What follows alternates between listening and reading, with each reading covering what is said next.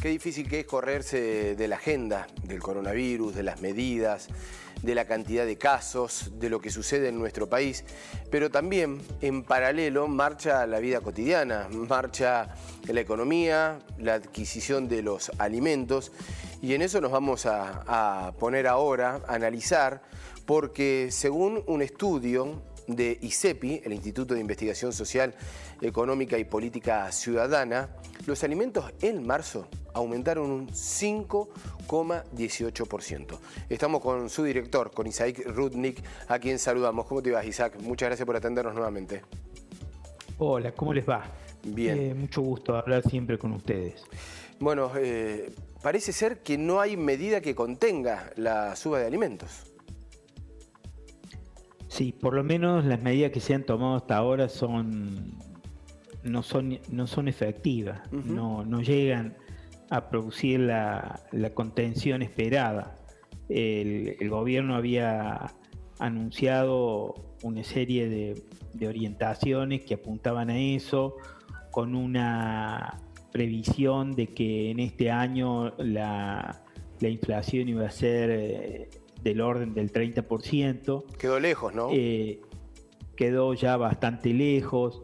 Durante el año pasado, los últimos 3 meses, hubo una aceleración que se esperaba que en el inicio de este año empezara a menguar, pero no es lo que ha sucedido. En el primer mes, en enero, tuvimos un incremento de los alimentos de la canasta básica por encima del 4%, en febrero estuvo en el orden del 3% y un poquito más, y ahora en marzo tenemos un rebote por encima del 5%. Es mucho de febrero a marzo, es muchísimo de febrero a marzo. Es mucho para un mes, obviamente un 5%, o sea, además con algunas situaciones más preocupantes, como el hecho de que el gobierno anunció acuerdos con algunos frigoríficos que permitían limitar, más que limitar, retrotraer los precios a diciembre de algunos cortes populares como los asados, la carne para milanesa, etcétera, y esos productos han aumentado mucho, esos productos en particular. ¿Han aumentado pese a ese acuerdo, Isaac? Claro, han aumentado pese a ese acuerdo. Si bien nosotros, en general, el acuerdo está planteado de una manera desde el principio muy limitada, claro, porque el acuerdo es con un sector de los frigoríficos, este sector de los frigoríficos provee al 30% de la cadena de venta minorista y en particular a algunas cadenas de supermercados. Sí. No llegan, por lo tanto, a las carnicerías de barrio que tienen la comercialización del 50%, por lo menos del 50% de la provisión, de la comercialización minorista a los consumidores directos. Por lo tanto, vuelve a repetirse la situación que siempre se ha dado con estos programas de precios máximos, de precios cuidados, en que no llegan a los negocios de barrio, a donde se provee, en definitiva, la mayoría de la población. Imagínese el interior del país, absolutamente desprotegido de esos programas. Digamos, es imposible encontrar algún tipo de programas en las localidades más pequeñas, en el interior del interior. Esos programas son absolutamente inexistentes. Compartimos algunos gráficos que han presentado ustedes en el informe, que realmente son muy interesantes y que marcan también el aumento de algunos alimentos, como por ejemplo frutas y verduras, la variación que han tenido en este primer trimestre, y podemos observar naranja, lechuga, tomate, mandarina, cebolla. Hay muchas cuestiones estacionales, ¿no? Y muchas otras que es difícil de explicar. Sí, en el general, en el aumento de los alimentos y en particular en frutas y verduras, hay una incidencia muy fuerte de los costos del transporte que no dejaron de aumentar, como es el incremento de los combustibles.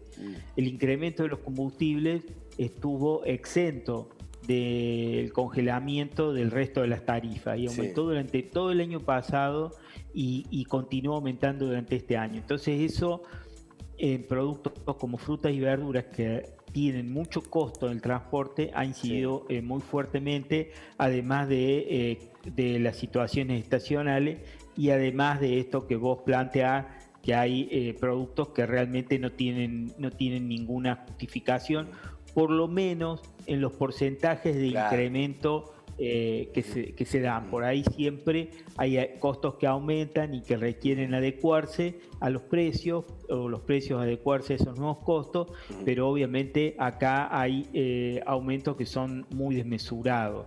Esto se dio, por ejemplo, muy claro sobre finales del año pasado, cuando había una corrida cambiaria y entonces hubo una expectativa de devaluación.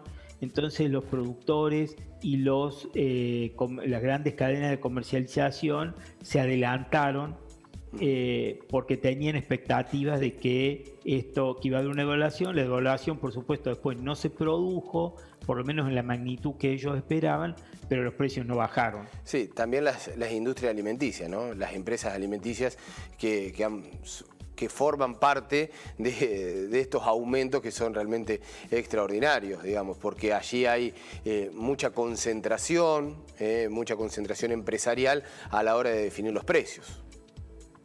Claro, la concentración de la oferta en la Argentina es un elemento permanente que impulsa los precios para arriba, porque permite de que grandes productores obtengan ganancias por encima de lo normal. Y esta es una situación una situación estructural, claro, que se viene repitiendo desde hace mucho tiempo y que no es modificada, y no hay atisbo de que aparezcan orientaciones de que efectivamente puedan ser concretadas. Por ejemplo, la ley de góndolas, que era una herramienta que podía ser o que debería ser utilizada para que efectivamente no haya estos aumentos desmesurados, para que haya una mayor competencia y haya una incidencia de pequeñas y medianas empresas en el proceso de producción y de ventas. Es difícil de que efectivamente en el tiempo se vaya siendo efectiva si no hay un apoyo fuerte del Estado a que realmente el sector de la pequeña y mediana producción de alimentos tenga la envergadura y la competitividad suficiente, claro, para poder llegar a las góndolas en condiciones de competitividad. Entonces, esta problemática obviamente que depende de variables diferentes, porque la inflación no depende de una sola variable, requiere un plan integral para poder abordarla adecuadamente. Pero eso es lo que, por lo menos por ahora, aun cuando a lo mejor el gobierno hace algunos esfuerzos, algunos retoques parciales, siempre lo que sucede es que no terminan en ser parches. Claro. Y como son parches que cierran un agujero, después el problema vuelve por otra vía, digamos. Lo cierto es que los sectores más vulnerables son los que más sufren estos datos, estos números, los sectores asalariados que ven perder el poder adquisitivo con la suba de alimentos, y termina siendo, ¿no?, un porcentaje muy grande de lo que ingresa, gastos en alimentos que cada vez tienen mayor aumento.